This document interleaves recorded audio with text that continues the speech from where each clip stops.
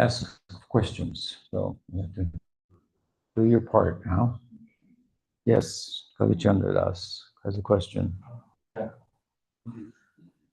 So, in morning you said that Krishna every day is like experience that love with Radha, something Anuraga, fresh, something new. fresh, something new, something like like for the first time he's going to on date.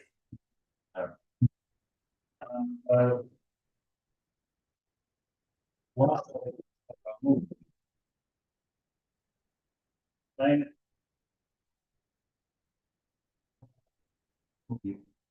and a girl, and he had a special kind of amnesia. Amnesia. Amnesia. Amnesia. Every night he he was forgetting everything, and he met her once again, and he didn't know with this, so he felt in love. He was falling in love every day with her. It was I thought, oh, it must be like this. Krishna, but is it kind of amnesia in the case of Krishna that overnight he's like, actually, is she love me? Who is he? Like. No, it's not so extreme. But this is a characteristic of Anurag. Anurag is in the Braj Prem are developments that constitute intensifications of that prem relative to one. And Dasiras and Sakras, Saliras, Madhuras, for example, that intensification will be slightly different on the one hand, and or aside from that, I'd say Braj in general, in this regard, is differentiated from where such intensification is not required.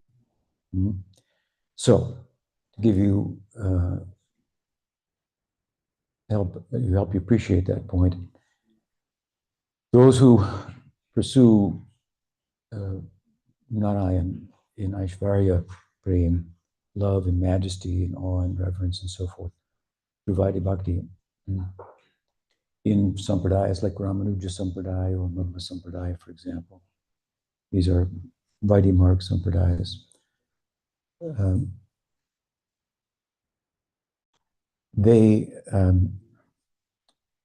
There's no birth in the Prakat Lila that is more or less a requirement for them to enter into Vaikuntha.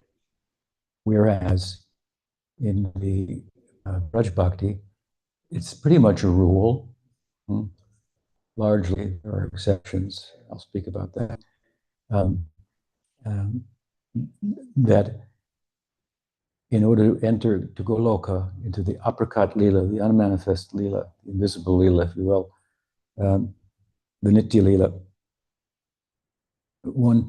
the sadhaka has to, upon attaining prem, Swarup Siddhi, take birth in the prakat lila, in the lila where Krishna is manifesting his pastimes in the world. And the idea is that the reason for that is that there is a further intensification of that prem that for all intents and purposes, or for the most part, largely, it's not possible to develop without that type of association. What is that type of association? Association with Nityasiddha associates of Krishna who descend in the Leela along with him.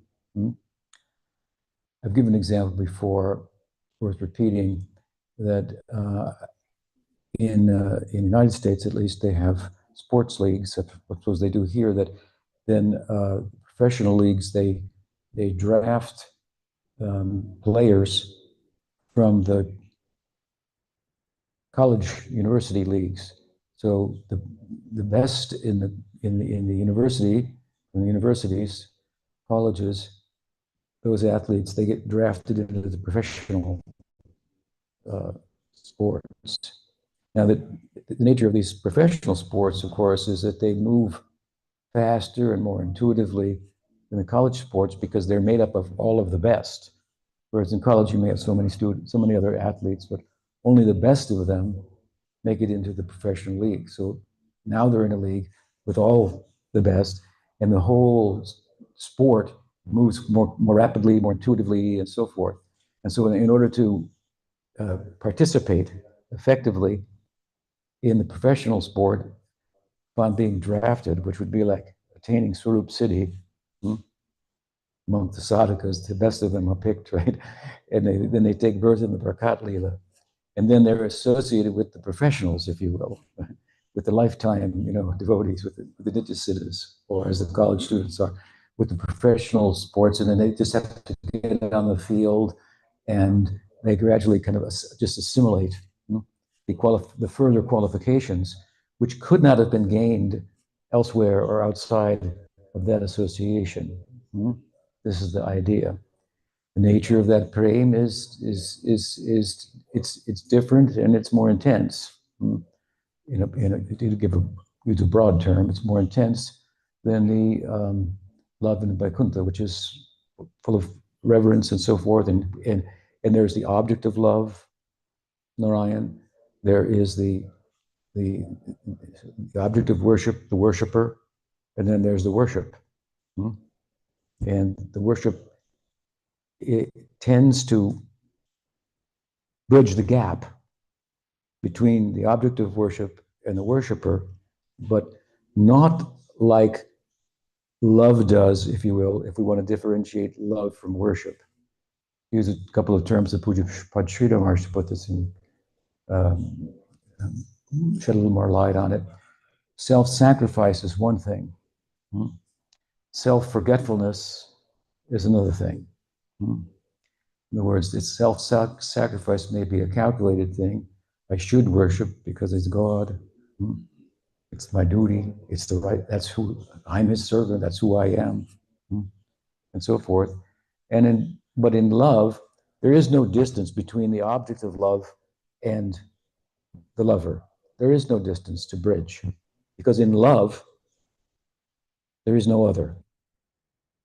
Therefore, Radharani says, "Those who say I love you, they know nothing about love, because in love there is no I, there is no you. There's only we."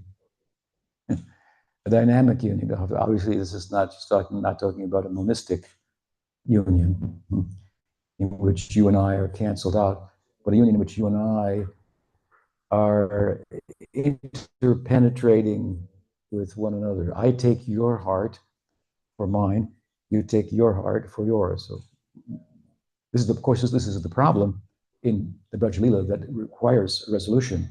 Radharani and Krishna, they try to unify. But the closer they get in unification, in Sambhog, then the more Radharani starts to take on the qualities of Krishna, Krishna takes on the qualities of Radharani. So the separation again. You understand?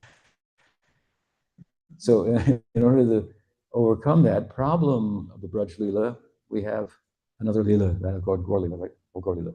Rasaraj Mahabhav Dvi Ek Rup, right? Rasaraj and Mahabhav, they become one in a dynamic sense in Chaitanya Mahaprabhu. As Ramananda Roy taught this Chaitanya Mahaprabhu, right? And then he pursued it. So anyway, in the Braj Leela, then that intensification of love, back to self-sacrifice and self-forgetfulness. You may dutifully make a sacrifice for your country or for another, but sometimes a man may be walking down the road and see a fire in a building and a child falls out and he just runs in. Then the news interviews him afterwards. What were you thinking? I wasn't thinking. I don't know. I just went. Right? So he forgot about himself altogether. So this is a more kind of development from dutiful self-sacrifice to self-forgetfulness, and the self-forgetfulness is this characterizes the Braj Leela.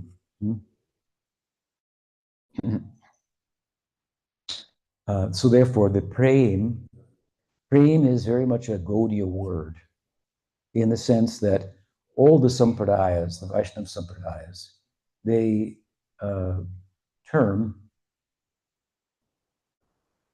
their ideal as mukti, liberation. Now, there are different kinds of liberation, right? Bhagavatam speaks of 5 types of liberation, 4 of which are all, well, arguably, it depends how you look at it. From the point of view of like a Ramanuja Sampradaya or a Madhva Sampradaya, all 5 types of worship are, or excuse me, of mukti are constitute service to Narayan. Salokya Shasti Samikya Surupya Ikanti Apyuta Diyamanam Subhinati Vinanmat Sevam. The Bhagavatam standard takes us beyond this. Typically, the Gaudiyas, they differ from Ramanuja's approach and Madhva's approach in terms of how they sought to distinguish themselves based on Shastra from Shankar. And so, for example, for the Madhva or the Ramanuja Sampradaya, ekatvam, which means oneness, one of the forms, you have salokya, to live on the planet of God. Salokya shasti, to have opulences like those of God. Salokya shasti samipya, to be a personal attendant of Narayan. Salokya shasti samipya swarupya. Swarupya means to have a form like Narayan. These are like perks of, if you will, like bonuses of mukti in Vaikuntha. And then ekatvam means, what does it mean? So in Gaudiya Sampradaya, well, in Ramanuja Sampradaya or Madhva Sampradaya, this oneness means this is the basis of all types of mukti. There is a qualitative sense of oneness with Bhagavan. It's the base idea. Like you would say, if you want to enter a fire, you have to be hot, or at least you have to be a spark. In other words, to survive, right? So you have to realize the difference between yourself and matter, and the qualitative, if you will, oneness with Bhagavan, and so that it permeates all the relationships. It's kind of a base ground, if you will, within mukti, which then shows itself in Salokya, Sarasti, Samipya, and obviously whoever has Sarupya also has Salokya as a form like Narayan. They're living on the planet of Narayan, and so on and so forth. Now, to complicate things, there are those who desire to go to Vaikuntha because it's the planet of God. Sounds like a great idea. Let's live on the planet of God. What is the perfect form of governance? It's popular to think in the modern day that the ideal form of governance is democracy, but you better watch out for that, right? Most people are not very well educated. A lot of people are not very intelligent. We have a new slogan in the United States: "Make America think again." Try it. Not a bad idea. So about the monarchies, the emperors of Bharat, Yudhisthira, Parikshit Maharaj, and so forth, Prithu, and think, I don't know about this Bhagavatam, but, monarchies are pretty bad. The Americas and the United States, of course, we supposedly have got rid of the king of England, did away with that, formed a constitution and so forth. and so on. But um, those monarchies, the monarchies of the Bhagavatam, or the Ramayana, what is it? Ram Raja is the ideal in India. And so it is actually the best form of government to have a benevolent dictator. It's a bit of an oxymoron. Does it exist in the world, a benevolent dictator? Hmm? Therefore, Ram must be God. That's the conclusion. Ram must be God, because otherwise it's not possible. Because humanness, this is the problem. We're overcome by our feelings and biases and so on and so forth. But objectively speaking, then, this would be the best form of government. You have a dictator who is benevolent in all respects and loves the people and is capable of providing for them and so on and so forth, right? So that's Vaikuntha, right? So you think, when you hear, well, you can go and live on the planet of God. Sounds like a great idea. So some may pursue bhakti with that in mind, not with praying in mind, but to attain, to live on the planet of God. Have a form like that of God, Sarupya, and so forth. So they can attain that with mixed bhakti mixed with gyan, that ideal in mind. Then there are those who attain Vaikuntha only out of prema. They only want to serve Narayan, and they get, as a result, living on the same planet, and they get a form like Narayan's, and so on and so forth. But this kind of prema, it's a word that we Gaudiyas give to those people. In other words, the Ramanuja Sampradaya, Madhva Sampradaya, for example, or even Embark or Ballava Sampradaya, the goal is mukti. They don't use the word prem. We say prem prayojan. It's very much a Gaudiya word. And we say, yes, there's a prem in Vaikuntha too. We say that, but it's not typical for the Ramanujas to use that word as readily. So it's very much a Gaudiya term. And then when it comes to the Braj prem, again, this is our ideal, prem prayojan. We say, with regard to mukti, what do we say? Panchima purushartha, premo pumartho mahan. Among the, what are they called? Dharma, purusharthas, the goals of life. Dharma, artha, kama, and don't talk about that too loudly. Your parents will say, Dharma, good idea. Yes. Artha, good idea. Kama, within reason. Yes. Moksha, that's a little extreme. Don't be fanatic. That's not good. So moksha means you're leaving the circle of the world. You're leaving, the social order here. Dharma, artha, kama. So moksha is beyond. Moksha means sannyas. Sannyas means she's left, whatever, the social milieu and the laws and the norms and so on and so forth of that. Above them, beyond them. Not a violation of them, but gone beyond them, which they should. You need to go beyond them.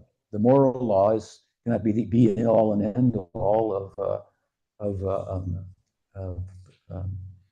love. To say thank you, to say please, to be polite. That's a very that's how you teach your children to love. Start like that. Love has much more to it than gratitude, let us say, politeness, and so forth. So, moksha. But the Gaudiya Vaishnavas, we come in and say that amongst these purusharthas, the four, prema pumartha mahan, there's another one, prem. Panchama purushartha. Panchama means the fifth goal of life. What is that? What is a word in Gopal Tapani? Turyatita Gopala. Yam Turyatita Gopala. different states of consciousness. You have waking state, dreamy state, deep sleep, and the fourth. The first three are all in material consciousness, right? Waking life, dreaming life, deep sleep, where the physical, the waking world, and the dream, the mental world are turned off. Deep sleep. It's good. When you wake up from it, you go, oh, that was good. I slept well. Mm-hmm. But beyond that is Turiya. They just call it the fourth. Mm-hmm. This means liberation, mukti. But Gopal Tapani says, Turiyati to Gopala. It's the fifth goal, beyond mukti. And Panchama Purushartha, the fifth goal of life. So this is very much a Gaudiya word. We capitalized on.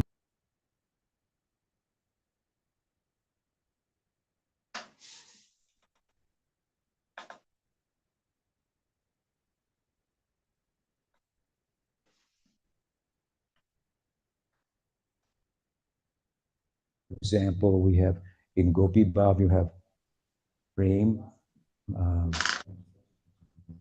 Prem, Sneha, Man, Pranay, Mahabhav. You've heard these terms, right? Sneha, Man, Pranay, Rag, Anurag is what we're talking about, in Mahabhav. And then in other rasas, we won't go as high as Mahabhav. Go to Rag, or it won't, Vatsalya and Dasa won't contain Pranay, whereas Sakya and Madhurya do contain Pranay. And so this is a technical issue worth exploring at some point. Some of these topics have been played out in some detail in the Circle of Friends, worth reading that. But Anurag is one of these. So in order to develop that intensification of prema, you have to take birth in the Prakat Lila is basically the rule. There are exceptions. The prominent exception is, well, in the seminal book of the Gaudiya Sampradaya of Brihad Bhagavatamrita, Sanatana Goswami, we find that Gopakumar didn't take birth in the Prakat Lila. He was living in Braj, meditating on Krishna and doing Harinam of his favorite names, and he went to the Aprakat Lila in Goloka. The principle that's being described, that is emphasized when we say you have to take birth in the Prakat Lila, is that the prem has to be intensified. Bhav needs to be intensified in order to attain prem. So it's underscored in Bhakti Rasamrita Sindhu that if you attain bhava, it's likely you have to take another life as a bhava bhakta, further intensify the bhava to attain prem. And then the prem needs to be intensified. Now, how you will do that outside of getting drafted into the professional league, like I was saying, or entering the Prakat Lila, well, Gopakumar did it, but he's an exception to the rule. So more or less, it's a rule, and this is the principle, that this, we say that sadhana, the fruit of sadhana is bhava. The intensification of bhava is prem. The intensification of prem is you standing in the Braj Lila. So we gotta, you sure you want to wait all that? You could just go to Vaikuntha, right? And just think, I want the plan of the God, that's it, right? But that's not possible for us to think like that.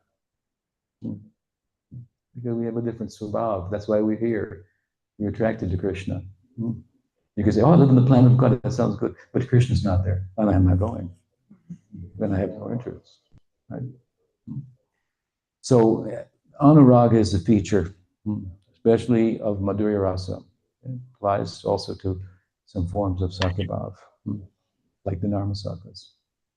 And basically it means like this, like I said, that the object of love appearing before one always seems new and fresh. It doesn't mean forgot all about her, everything, but she's more attractive, he's more attractive every day. And it does reach the pitch at times where Krishna says to Subal, I saw a girl the other day and I was so attracted to her. Who is that? And Subal said, what are you talking about? And he said, oh, she looked like this. He says, well, that's Subal, that's Sri Ram's sister. That's Radharani, you know her. And he, oh, yeah. That's so it's the nature of Anuraga. That Krishna always looks newer and fresher at every moment. Does that help? He doesn't go into amnesia. He's dreaming about Radha at night, and he wakes up in the morning and sees her, and it's as if he has never seen her before. It's not that it may happen not that he doesn't know it's Radha, but still it's like, thought I knew you, but I didn't know you. You're really worth knowing. And I know it more today than I did the day before, something like that. What else? Another question? Yes, sir. Regarding maintaining a steady sadhana. You bring us down to earth, that's good. Making a concerted effort that felt inspired was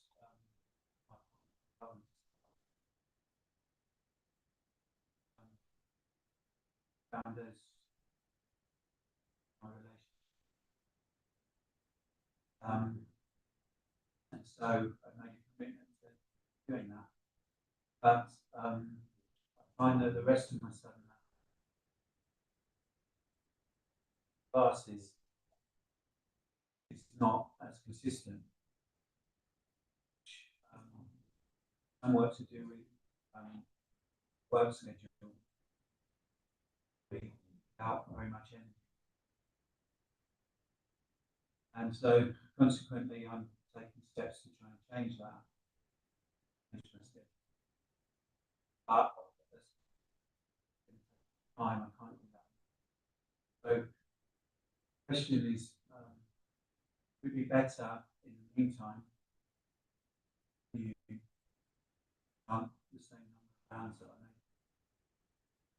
Or should there be a balance and instead of devoting all that time to chanting to make regular time? And what is your good name? And it's Ian. Ian? That's a beautiful question. Ian Kijai. We can learn from the questions. Very, very beautiful. Very sincere, concerned about sadhana.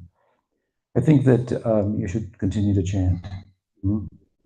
Everything is in the holy name.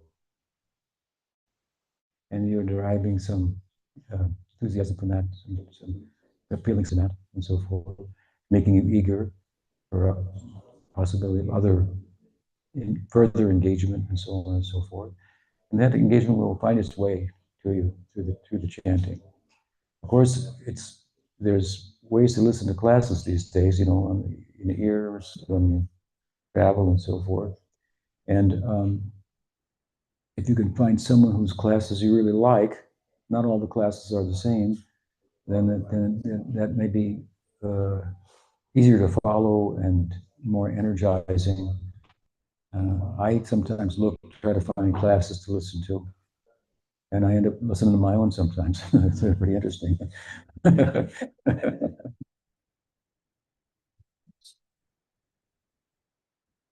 So,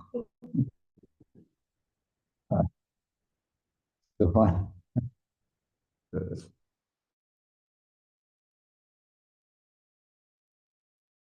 But I wouldn't minimize the chanting. Finding success with that, you're finding enthusiasm from that, and everything is there in the name. Ultimately, you don't need to read. You don't need to classes. I gave one of my more technical classes once, some years ago, and then one fellow in the class, he said, Marsh, whatever happened to just chant and be happy? I said, I don't know. Why don't you do that? The classes very well, and we don't have to listen to all this philosophy. Why don't we just chant and be happy? Well, why don't you just chant and be happy? If you don't, what inspires us to chant, we learn something about the chant, and we hear what are the results and what's the philosophy that underlies, what is the Nam Dharma, and so on and so forth. So there's a reason for for giving the classes. But if you're chanting, just chanting, then you don't need classes. That's true. Gopakumar, at one point in Jagannath Puri, he gave up chanting. But his guru, we'll hear that, maybe tomorrow it'll come. His guru, because he just liked looking at Jagannath. But his guru appeared suddenly before him and told him, you should keep the chanting. There's further things that will come from that. And the name is in the name, the form of Krishna is there, qualities of Krishna are present, Leelas of Krishna, his associates are there. Just take time, but that's my answer. I hope you appreciate it. Just the spirit of your question tells me you're doing very well. Yes. I have a question. It's going to be pragmatic as well. I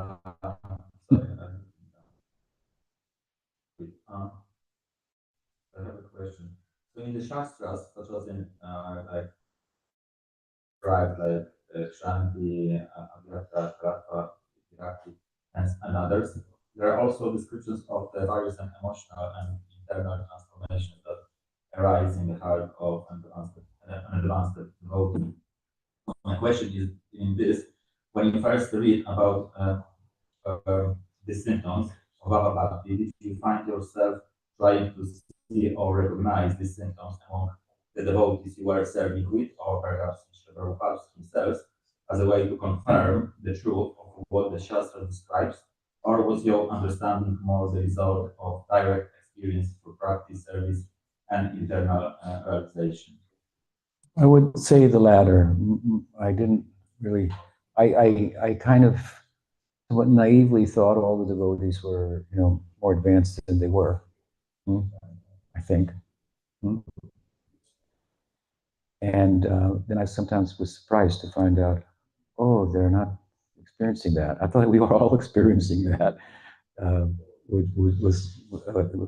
Was a kind of a, I don't know if it was a rude awakening. It was a little startling to me.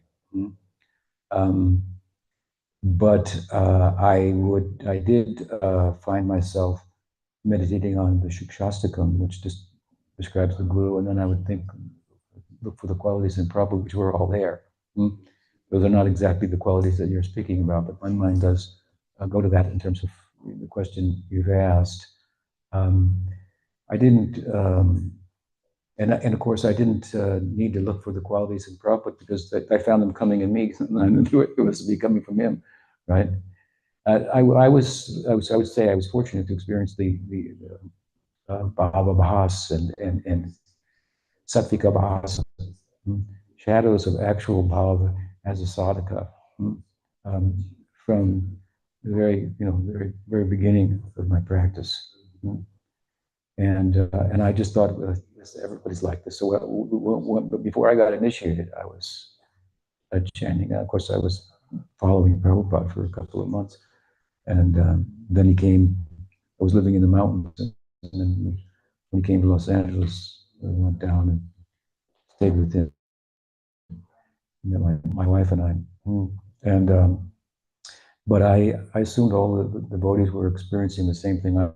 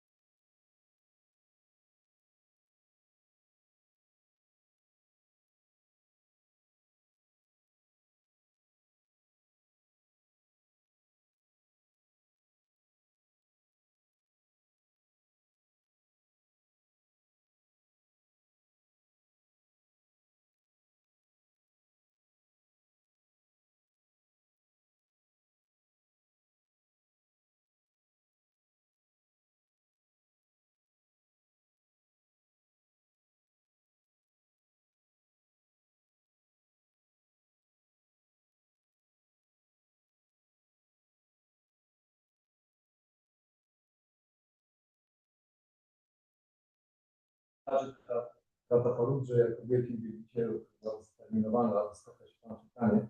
Pytanie jest, kim on jest Krishna Lili. I had cited a song of Narottam Thakur. He says, Nityasiddha Krishna Prem. No, what is that verse? All of Chaitanya Mahaprabhu's associates are Nityasiddhas. What is the song? He says, Nityasiddha Sange Gane.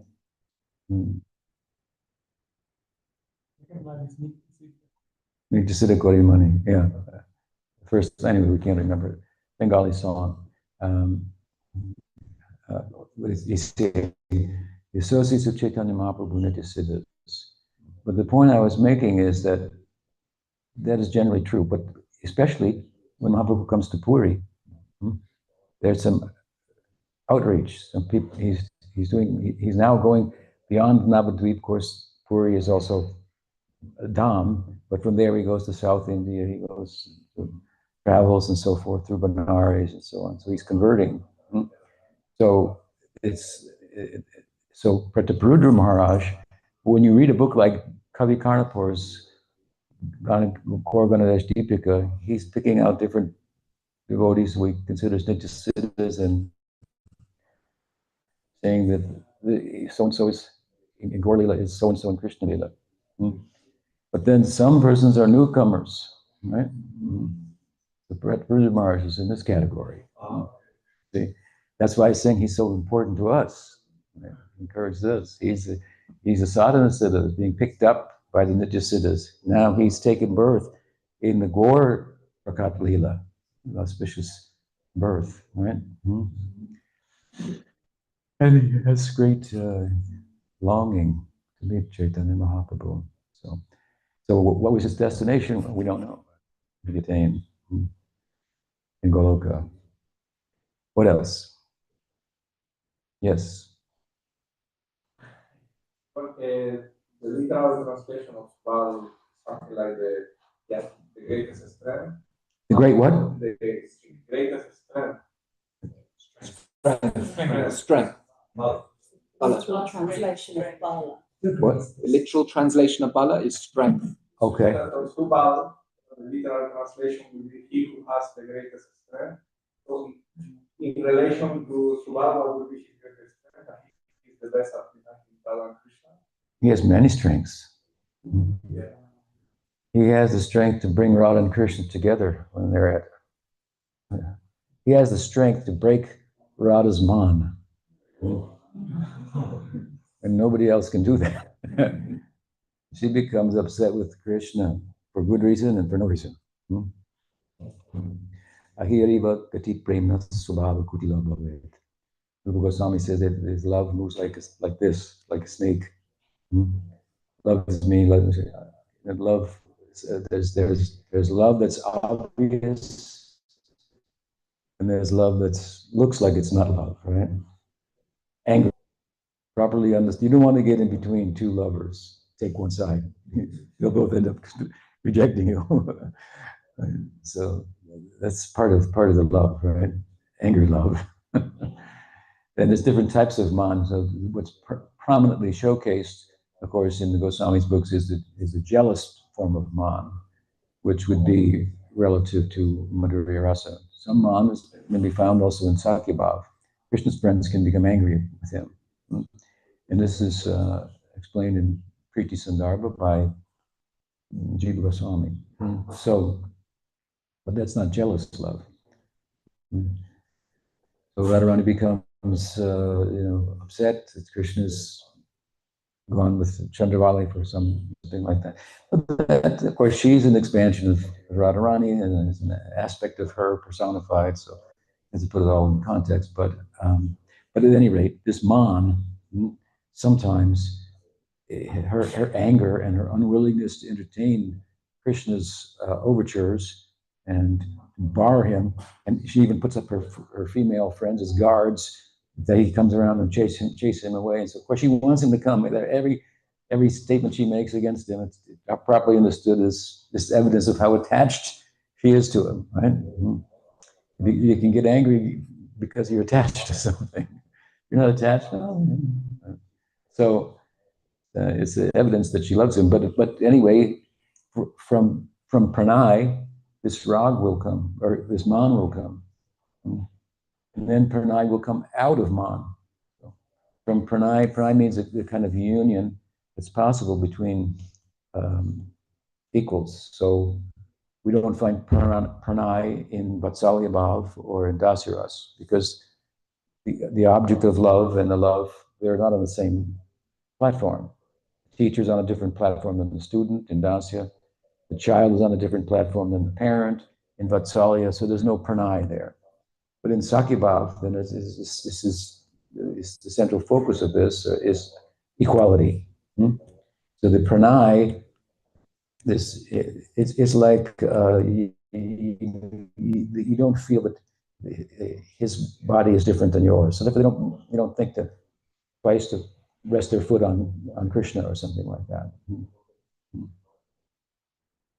or just steal from his plate or something like that, steal his lunch. What treat him equally. This is pranay. In this context, in Sakyabhav, this pranay, the definition that's given relates to what we call the tastalakshana of pranay, the marginal characteristic, which is in a situation in which there should be regard and reverence, it's absent. So there should be some deference towards Krishna amongst his friends because he's the son of the king. He's the son of the king of the cowherds, not his son. So there should be some deference, but they don't give him any deference. This is pranay. Now, the swarup lakshana of pranay, it really means intimacy, so that there's further development of intimacy that is relative to romantic love, madhurya rasa. So different gopis have different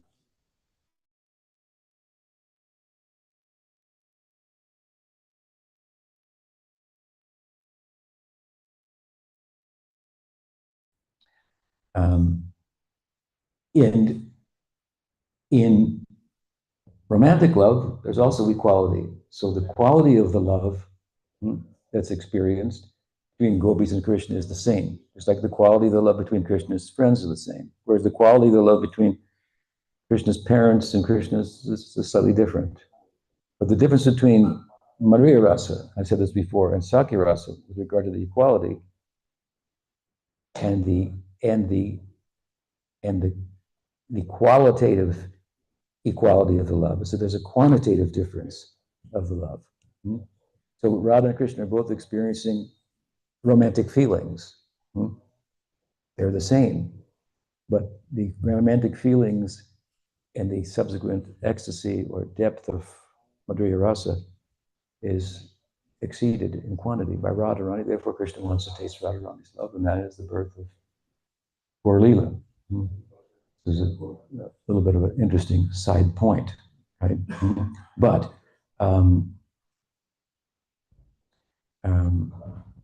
and your question was about Bala, Subala, strength, right? So from Pranay, Radha and Krishna are experiencing Pranay, and then Man comes, that anger. That Man is one of the forms of separation in Madhurya Bhav. It creates a separation. Now, I'm feeling uncomfortable. We're not on the same page here. And so, and it can become intense. And sometimes it becomes so strong that nobody can break that.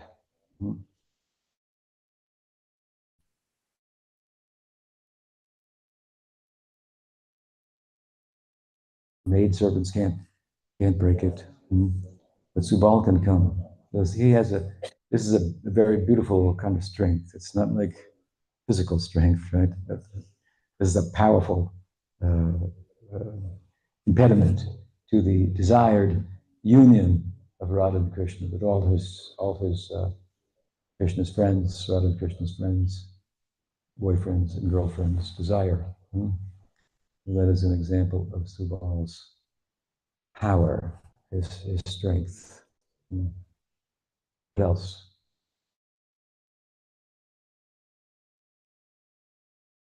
I had chronic diabetes, and I have a urine. They seem to be thinking that there's some difference in these deities in a way that mine are sort of established, whereas hers weren't in a way. And like the puja is a bit different, but you speak that Yuraj is a Ragmark deity, but so are Gornikai. So like this made me wonder that like I have sort of an established puja that I got given by who I got the Shila from. And I've gotten a few instructions in your classes on that, but Gornikai don't, and people have a lot of different standards. So other than that, I mean, her story of how those deities came to her life was so profound that I can't really say that like there's any qualitative difference. Yeah, there's no qualitative difference. I think what she meant, or whoever said that to you with regard to established and not established, is that Govardhan is a self-manifest deity, and so he's been worshipped forever. Krishna instituted the worship himself, right? In the Govardhan and showed himself to be the stone, and there it is. So you don't have to take the stone from Govardhan and perform the pran pratishtha ceremony, ritual, like you do if you craft a deity out of stone, and then you want Krishna to enter into the deity. That's the different situation. So for that, then the acharya comes in, there's a ritual and so forth, and the deity becomes installed, we say. Pratishtha gets the standing there. Whereas Krishna already did that for Govardhan. So you take the stone from there. The same thing is I did with the shalagram. So typically you don't perform the same ceremony. That's what she means by, or Radharaman, for example. Radharaman was a shalagram. Then he broke out into the deity of Radharaman. That means self-manifesting deity. So Govardhan is a self-manifest deity. Now you can find Gaur-Nitai deities from the Murti Wala who makes them, right? But then you have to give them to your guru, and he has to give them back to you, like that. Something like that. So that's one difference. Otherwise, excuse me, basically the way of worshiping the deities is the same for all the deities. But the mantras will be different because the personality is different. If you're worshiping Ram, then you're going to use the Ram mantra. And Gaur-Nitai, you're going to use Gaur and Itananda, Gayatri, and mantras and so forth. Gaur Gadadhar, different. Radha and Krishna, and so forth. But you're going to, for all of them, you're going to say, Idam Naivedyam, Om Krim, Ramakrishna, Brahma. Naivedya means like food. Idam Naivedyam, Om Krim, Krishnaya, whatever, like, offer this food to you. Etat Padyam Krim Krishnaya Namaha means offer water to bathe your feet. Right? Idam Achmaniyam Krim Krishnaya Namaha, offer Achman to Krishna. So you ate Krishna, you Idam Asanam Krishna, Uttishtutishta. What is it? Uttishtutishta Sri Krishna. Tyajanidram Kripamaya. Give up your sleep, be merciful. So, Utishta, get up. It's like the cowboy boy say, get up, let's go. Utishta. So, Utishta Sri Krishna. Tyajanidram Kripamaya. Wake up. He set up everything, his throne and his paraphernalia. He set up the barrel, conch shell for bathing and bathing snan and so forth, and some chandan, tulsi leaf, flower, incense, tea lamp, some scented oil, right? And then everything set up, and then Om Jnana Timiram Jnanandana Salakaya Chaksuran Militam Yena Tasmai Shri Gurave Namaha. And then Guru's Pranam, Prabhupada's Pranam, Sri Rama's Pranam, Bhaktisiddhanta Saraswati Thakur, Gaur Kishore Das Babaji, Bhaktivinoda Thakur, Bhaktivinoda Parivar, Ki Jai. This is our Siddha, Pranali, our line of Siddhas. Then, oh, Vande Shri Krishna Chaitanya, prayer to Gaur Nityananda. Then, maybe Rama Krishna, if you were worshipping Krishna Balaram, Vandeham Sri Rama Krishna. Then it comes to, in your case, to Govardhan. Oh, Namaste, Giriraja, Sri Govardhana Namane, Sesha Kleshanashaya, Paramamandalaya. Yeah, so like this. Then, Ho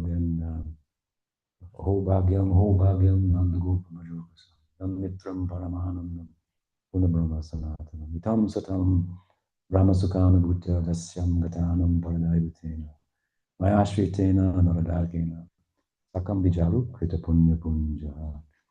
This is worship of Krishna's friends, all of his friends. Then, something like Anuraga, Nirahasya Vitya Swapne Bigo Kulibudona Jahati Hasta. Yo Radhika Pranayan Nirjahati Sikta Cheta. Tam Prema Vivala Tanum Subalam Namami. Think about Subal's love for Radha and Krishna, for example. Then the puja. Idamasanam. Klim Krishnaya Namaha. Giriraj. Viramana. Bathing, snan. And then you offer Achman, Idam Eshumaduparka, Klim Krishnaya Namaha. You offer these items, at least with water and mantra. Then Idam Snaniyam, you bathe him, right? And you sing nice songs like Chintamani Prakarasatmasu Kalpavriksha Lakshavriteshu Survi Ravi Palayantam Lakshmi Sahasra Sata Sambramase Vimana Govindam Adipurusham Tamam Bhajam. Then you brush him off, clean him, then offer Idam Talyam Krishna and some nice scented oil. Then bathe him again.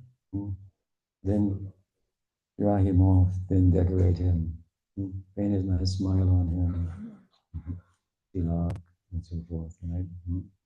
Then you place him on his throne. Idam Etat Tulasi Patram Kim Krishnaya Namaha. Right?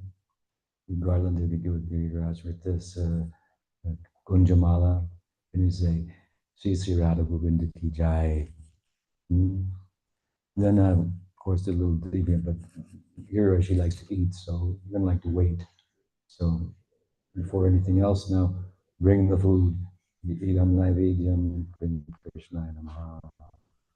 And you chant the mantras for Krishna, for Krishna mantra, Gopal mantra, Kam Gayatri, and so forth, right? Idam Naivedyam Krishna. And then you offer water to his feet, Etat Padyam Krishna. And Idam Hastamukha Paksha, and wash his hands and mouth and so forth, Achman. Then Idam Asanam, Aim Gurave Namaha, Etat Padyam, Aim Gurave Namaha, Idam Mahaprashadam, Aim Gurave Namaha. And then offer the Bhog, the Mahaprasad to Gurudev. Then Idam Vastram, Idam Avaranam, clothes, ornament to Krishna, Malam, the Mala, right? And put his peacock feather on, so give him his flute, stick, and then offer incense, right?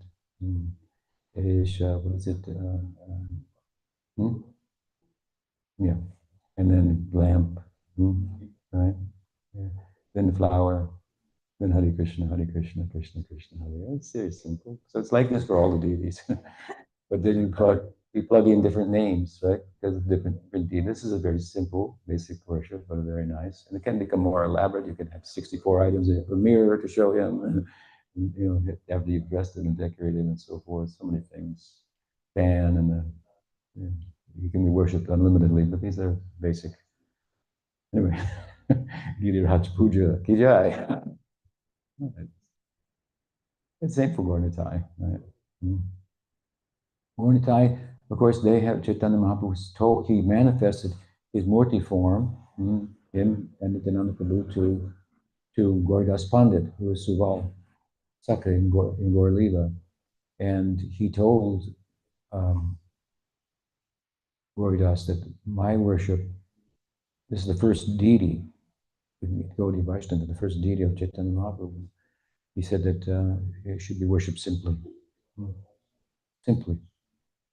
Gauridas was very much taxing himself to cook very nicely, and he said, you don't have to do that. And just cook simply. And Gauridas said, well, anybody can do that. Mahaprabhu said, let it, so be it. And now he's gone to every house. Very simple. Of course, simple means according to your means. It's not an excuse for, well, you don't have to do much for him. It means he'll be pleased with a little. So what if you give a lot? Then what will be the result? That's how we think. Oh my goodness. He's so merciful, he accepts so little, but he's so worthy of everything that I have and more. He's humbled by his own humility and then rise to the standard of humility that he expected of us. That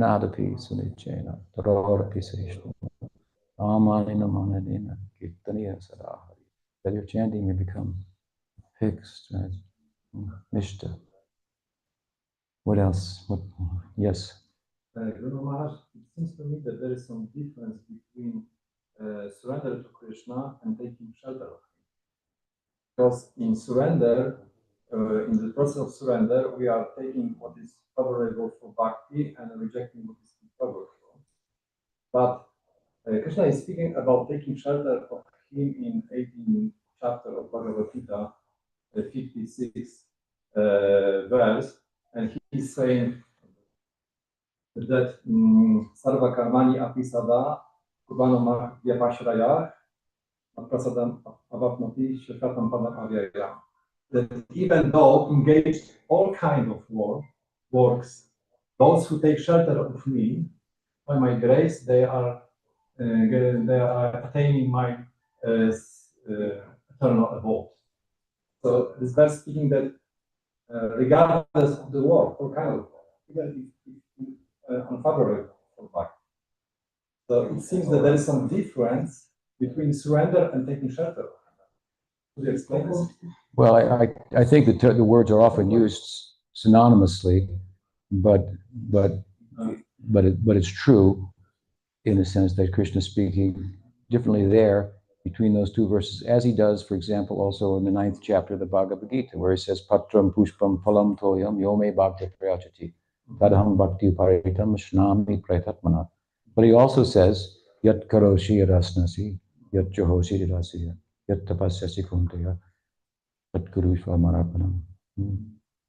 The first verse says, oh, you offer me fruit, a flower, leaf with love and devotion. And doing that with devotion, I accept that. This is Shuddha Bhakti. When he says, whatever you do, whatever you eat, whatever you offer, you give away, whatever you do, anything, just do it for me. This is not Shuddha Bhakti. This is like a rope siddha bhakti, like karma mishra bhakti. But it's appropriate for Shuddha Bhaktas because, well, how can you take a shower first? I think, and I always chant this verse, Yat karoshi rasnasi, for you. Offer this shower of this body that belongs to my guru to you. Brush my teeth for you. Yat karoshi rasnasi. It's not like, so this is the place for that. But so there's some difference, right? So Krishna is speaking in a broader way, to a broader audience there. At the end, he's speaking to Arjuna, do this. This is what you should do. You want the final conclusion? Sarvadharman pradijabhamekam sharanam. Take shelter of me, give up varnashram. Go beyond all these varnashram duties, just do bhakti to me, which then, right, if you turn that to saranagati, and then you look at the sixfold limbs of Sharanagati. They do include Sharanagati in a more full sense of the term, includes accepting what's favorable for Krishna, rejecting what's unfavorable. So this is a serious affair. Otherwise, in a broad sense, Krishna's generous and including them, but you're not going to get the same result. What he's saying that we attain my Shashvatam. Eventually. Right, eventually. That's true. But in the end, he's talking how to do it in a focused way. But that for someone who has the capacity to focus. If you don't, well, then that's what he's saying. If you don't have the capacity to focus, well, something's better than nothing. How exactly you can do that, take shelter of him and do everything else, that's also a bit of a, you need to purport on that one. How exactly do you remain involved in everything else but take shelter of him? It's a kind of an identification with him, if you will. But when he says Yat Karosi, what does he say? That other verse you like to ask about. You got a similar dilemma from the second canto. Akama sarvakama va moksha kama udarati tivrena bhakti yogena yajeta purusham param. Somehow or other, whether you approach him with all desires or no desires or desires for bhakti, do bhakti, something like that. So rather inclusive. It's a big tent, as I say. A lot of people can be included in it, but there is a distinction between what's being said in those two verses. With that, we ask the question: what is the time? Anything else then? Yesterday you were talking about, you mentioned how sometimes details get misconstrued as principles. And you gave the story about the cat and drinking the milk. Yeah. But then you said that also sometimes principles get misconstrued as details in the Gaudiya Vaishnava world. And in that case, then you have no adhikar. So I was just wondering, could you give an example of what that might mean? To understand, like, we don't really need a guru. Right. You ever heard that before? Okay, then you have no adhikar. Okay. Go back to Vrinda ki jai. Gaur Premanande. That